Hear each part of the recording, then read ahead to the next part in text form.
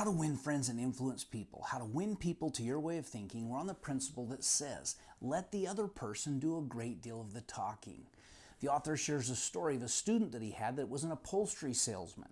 And he said he had an appointment to sell to one of the three largest manufacturers who was making their upholstery purchase for the whole year. He said this was over $1 million contract, probably one of the most important presentations he had ever given.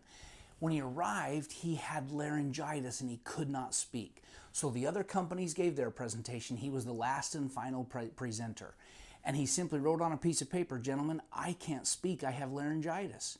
He said, the president of the company said, "No problem. I'll give your presentation for you." And he stood up and gave his presentation, and he said he thought of things that I had never thought of. And he says his presentation was incredible. And he says, "Guess who got the contract?" He said, "Yeah, I did." And he said, "Do you know that if I hadn't lost my voice, I really believe I would have lost that contract?" My friends, let the other person do a great deal of the talking. You might learn something, but for sure you might learn something that would change what you were going to say before it was your turn. There's value, my friends, in listening.